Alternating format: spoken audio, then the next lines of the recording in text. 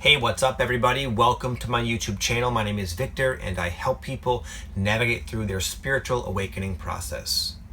And this video is going to tell you how you can integrate a daily meditation practice which is abundant with so many benefits into your life. I have meditated with some regularity off and on for the last decade, I would say. But recently, I've really made it a priority and now meditate twice a day. And I started off with a small amount of meditation that I just made myself do on a regular basis. And the benefits, though subtle in the beginning, have just been really noticeable. I'm finding legitimate benefits and noticeable effects in my daily life. For example, I have 3 children. Anyone with kids knows it's a trying time when you're raising young children. Tempers tend to flare quite frequently, you might say. And it's sometimes so hard not to get so pissed off so easily because as kids grow up, they can be so annoying at times, honestly. But the meditation has really helped me. It's almost like a cushion, a little bubble, a little cushion I've been living in, immersed in, that has given me space to respond rather than just react. Like my emotions take longer to kind of come out from my core and then express, and I have more time to kind of, again, control myself. So anyway, that's why I wanted to make this video, because it has been so, if I could recommend now one thing for anybody who's struggling to maintain some sense of balance in their awakening or in their daily life, a regular dose of meditation every day is just an amazing, probably the best thing you could honestly do. So, but starting a new habit is not easy for anybody, especially a daily habit. And because for the longest time in my life I was been in the business of helping people establish habits, I'm going to kind of chime in with my personal trainer mind here and give you guys 5 different things you might want to look at when it comes to integrating and actually having this daily habit of meditation stick with you over the, for the rest of your life, rather than just some sort of fleeting thing you're doing, a little kick you're on. I want this to last for you. So these 5 things will help this meditation practice stick a lot better.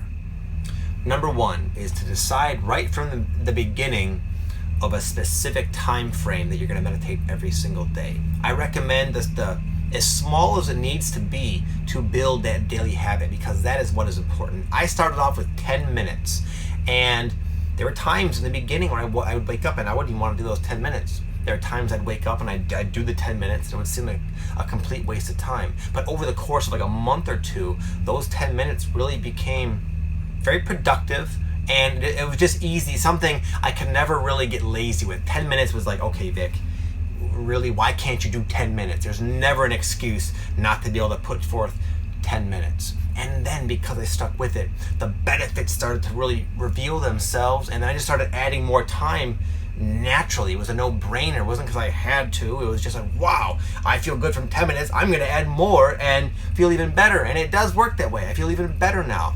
But so pick a time, because establishing that habit is the purpose of this video. Not just to, again, so many people go on these kicks where, okay, it's the new year, I'm gonna lose 15 pounds, I'm gonna cut my calories, I'm gonna start going to the gym, I'm gonna start meditating 2 hours a day, and you do that for a week, and then you realize that that's an unreasonable amount of demands to place on yourself. Take it slowly.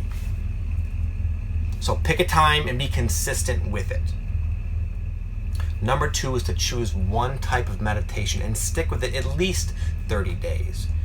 When I was a trainer, people would always approach me and ask me about the different workout programs. Oh, what do you think of the P90X, Vic? Oh, they got this tap out one. What do you think of CrossFit? What do you think of powerlifting? Rip Toe strength program. What do you think, Vic? And a lot of these people, they would ask me about different programs quite often, which indicated to me that they weren't really sticking with any one of them for a very long period of time.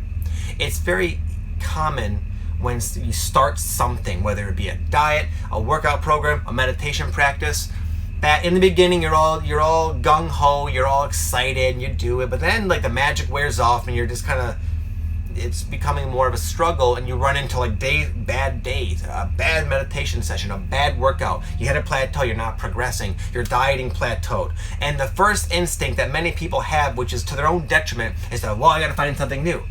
Instead of just ride it out and expect the fluctuation, okay? So again, the purpose of this video is to help you establish a habit. So I think it's very important to pick at least one meditation and just stick with it. You're training your brain to have confidence in itself, to set a goal and stick with it, no matter what fluctuating experiences come your way, okay? Number 3, this is very helpful, to pick a same spot. You're always going to do the meditation. You sort of build resonance with it. You build up the association with the particular spot. You associate the spot with the meditative state, with meditating. Kind of like, I found this when I used to, at one point in my personal training career, I converted I had a big house I was living in, converted the whole basement into a really nice gym. I had this badass gym right downstairs.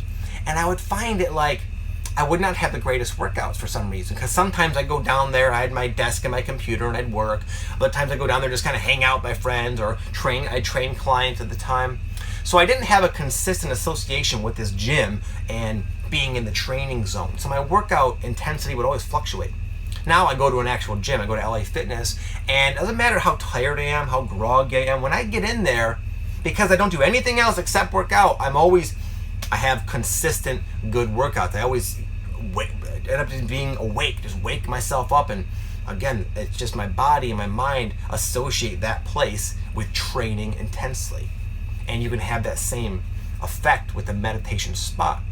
What can be helpful, something I did in the past, I don't really have the luxury of doing it now, I'm in a camper, but I had my own little room in one of these houses I was renting, and I had this little like desk, and I made myself like a makeshift altar, so to speak. I'm not really religious at all, but I'd lay out my different tarot decks I had, and some crystals, and I'd have some incense. And I'm a big fan of Alex Gray. He's like a really cool visionary artist. I'd have some of his stuff up. I kind of made it individual to me. It was like, to me, the setting or the scene or whatever, what I put out there represented divinity, connection with a spiritual state of being. So that helped. It just kind of made it a nice thing. But yeah, pick a place and be consistent and build that resonance with it. So whenever you sit down, it's like, okay, I only meditate here. So let's get into the state now. Number 4 is to pick the same, do your meditation at the exact same time every day. This is just one of those important things about establishing the daily ritual that you don't have to think about. Like most of you wake up, I'm sure you have some sort of routine, whether it be healthy or productive or unhealthy and unproductive is irrelevant. I bet most of you wake up and do somewhat the same thing. Maybe you wake up, you go to the bathroom, you brush your teeth, you come out, you make some coffee. You don't have to will yourself to do anything. You don't have to will yourself to go to the bathroom. You don't have to make appointments to brush your teeth. You just do it. It's a daily rhythm. You want to create that with your meditation, so it's not like you're always trying to fit it in. Because as we know, unforeseen variables fly in our face all the time going through life, and if you're relying upon your ability to consistently fit it in, you're setting yourself up to fail. And then it's like calling into work or skipping class one day. You might have 6 months of perfect attendance, but you call into work that one day, oh man, you all know, it's easy to keep doing it. Same with your meditation. Before you know it, your boss is pissed off and you're not even meditating anymore. And the safest bet is to do it in the morning.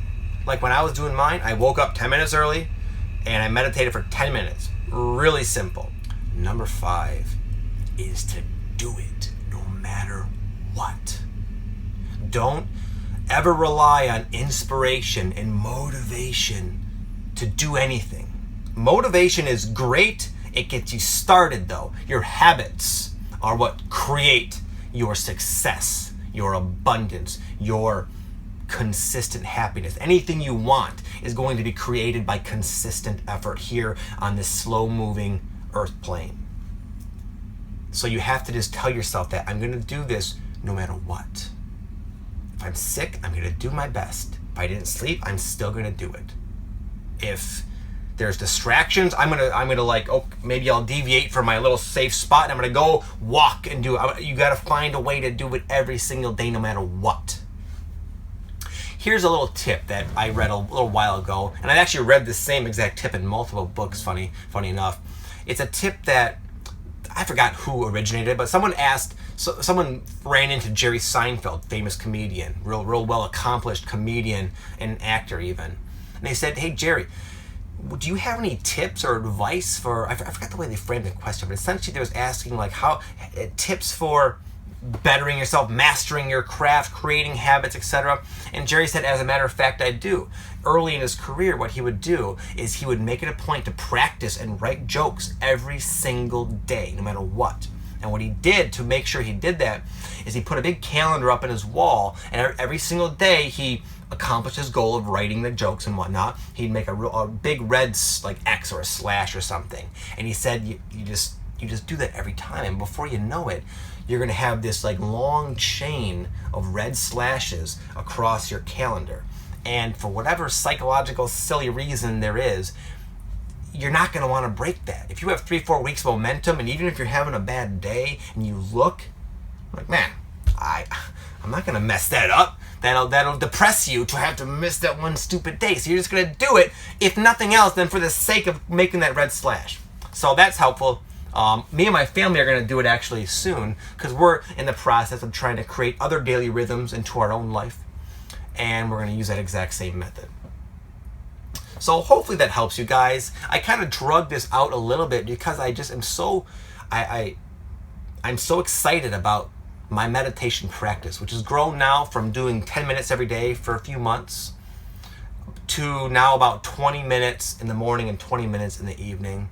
And it really is just, I feel like I'm walking around almost always in some semblance of the meditative state, and it's improving my sense of peace and harmony, and everything is just getting, my life is just getting so much better. I'm like rewiring myself through this practice. So again, I won't boast it up any longer. If you watch this far, chances are you are interested in starting your own practice, and hopefully this video will help you. So thank you guys again. Have an amazing day. I wish you all the best, and I'll see you tomorrow. Namaste.